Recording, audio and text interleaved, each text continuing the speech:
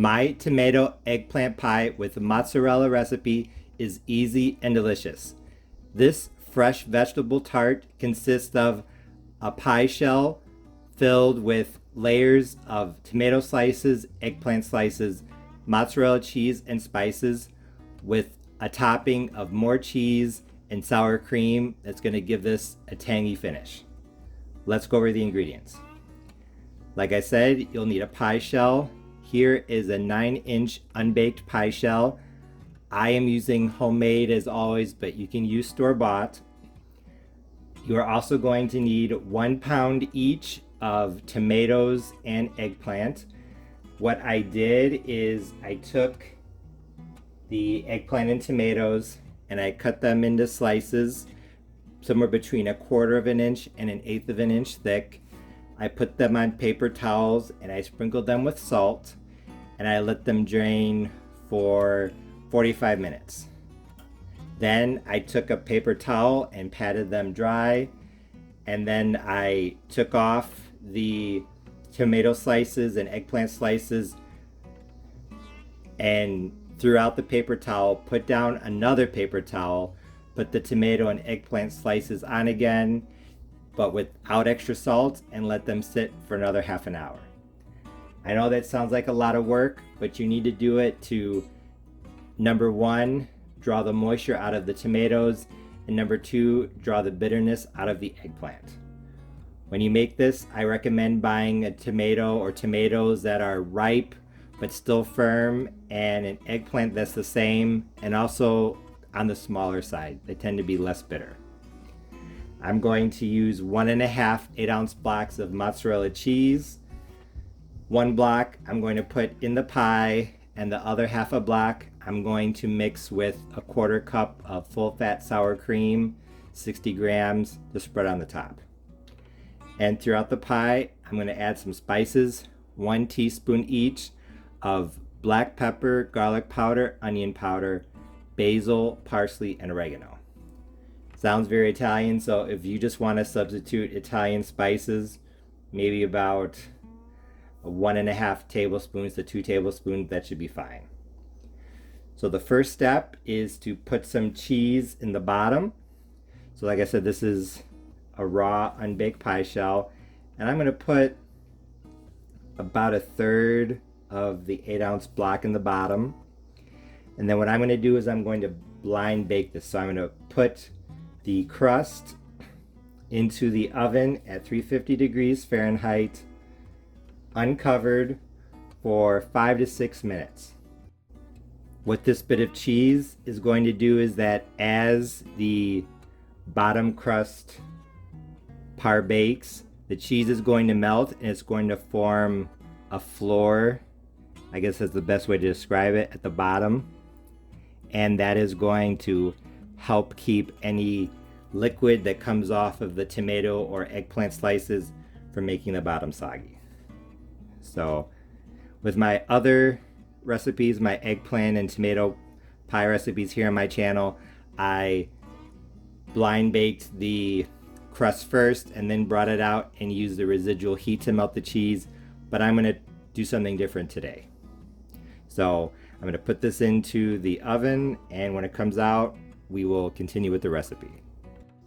I took the crust out of the oven about 5 minutes ago, and as you can see, the mozzarella cheese melted very nicely. But I did realize that I forgot to poke holes in the bottom of the crust to make sure I didn't get air bubbles. So right after it came out, I just went around and poked some holes where it looked like the crust was rising up a bit, kind of like over here. But honestly, it's really not that big of a deal. It really didn't rise up that much because the cheese was pushing down. So like I said, it really wasn't that big of a deal.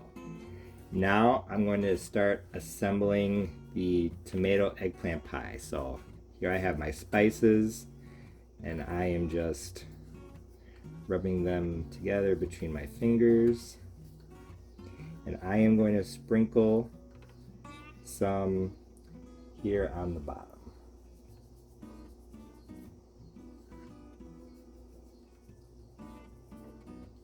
There we go. I want flavor throughout the entire pie. And now I'm going to start laying in the tomato slices and eggplant. What I think I'm going to do is I'm going to alternate between tomato and eggplant. I'm going to put everything in on a diagonal because I think it's going to be easier to cut that way. Now for some of the spices.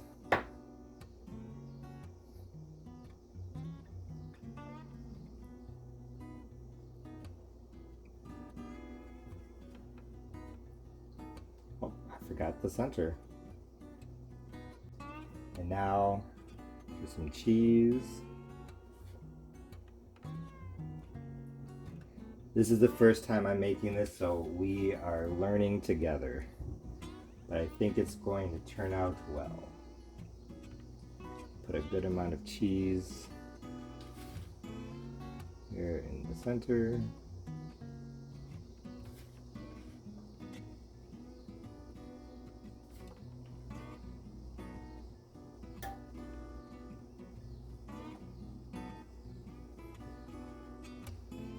Spices.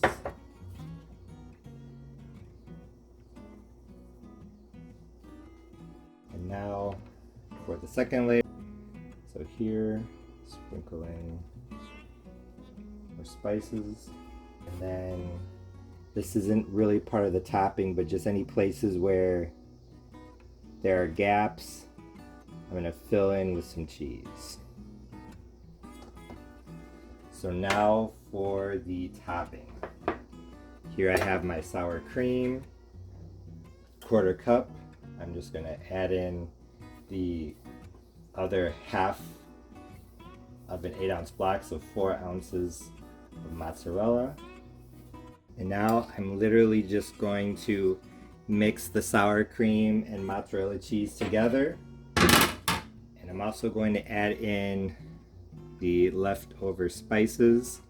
So now I'm going to just, I guess the best word is dollop it on top of the pie. And then, to the best of my ability, I'm going to take the back of my spoon and just smooth it out like that.